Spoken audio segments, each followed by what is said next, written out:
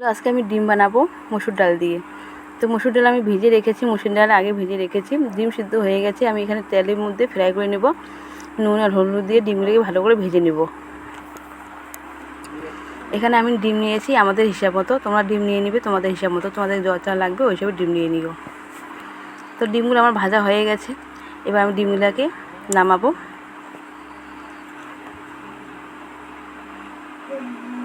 তোমরা চাইলে যেটা ডিম পছন্দ তোমাদের সেই ডিমটা নিবে। তো আমি ওই তেলের মধ্যে দিয়ে দিলাম কয়েকটা জিরা। এবার আমি এখানে দিয়ে দেবো 2-1টা শুকনো লঙ্কা। তো আমার এখানে শুকনো লঙ্কা জিরা দিয়েছি সোমবার, আর কিছু সোমবার আমি দিচ্ছি না এখানে। তারপরে এখানে দেখো আমি দুটো আলু আমি এই যে ডুমডুম করে কেটে নিয়েছি। এবার আমি এখানে আলুগুলোও দিয়ে দিচ্ছি, দিয়ে একটু ভাজবো। আর তেলটা একটু বেশি আমি দিয়েছি, তেলটা এখানে একটু বেশিই লাগবে। তারপরে এই যে বেশি মসুর ডালগুলো যে ভিজিয়ে রেখেছি দিয়ে দিলাম মসুর ডালগুলো। এখানে মসুর ডালগুলো দিয়ে ভালো করে একটু ভেজে নেব। আলু আর মসুর ডালটাকে একসাথে ভেজে নেব। এবার আমি এখানে একে একে দিয়ে দিব হলুদ, তারপর এখানে দিয়ে দেব নুনটা হিসেব মতো দিতে লাগবে, কারণ ডিমের মধ্যে নুন আছে, ওই হিসেবে নুনটা দিতে লাগবে। তা ভালো করে নেড়ে চেড়ে থালা চাপা দিয়ে দিব।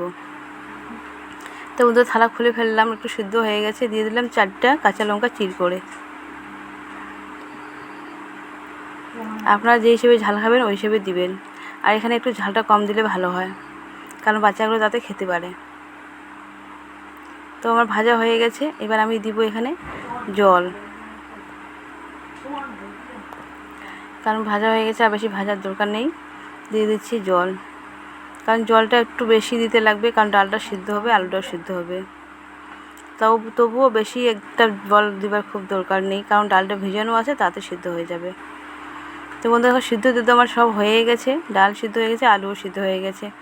এবার আমি এখানে দিচ্ছি জিরা পাউডার, তারপর দিয়ে দিচ্ছি এখানে অল্প গুঁড়া লঙ্কার পাউডার, আর এখানে দিয়ে দিচ্ছি আমি সামান্য দিয়ে দেবো কয়েক দানা চিনি, আর আরও একটু চিনি দেবো। এবার ভালো করে নাড়বো। তো বন্ধুরা হয়ে গেছে,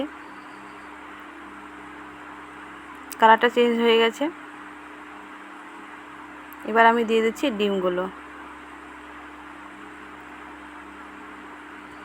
তো ডিমগুলো দিয়ে দিলাম।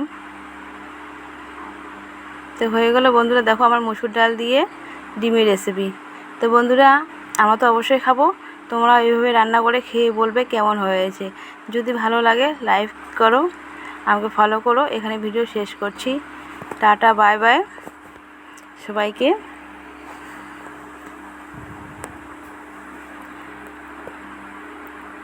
এই রান্নাটা কিন্তু খুব ভালো হয়েছে বন্ধুরা।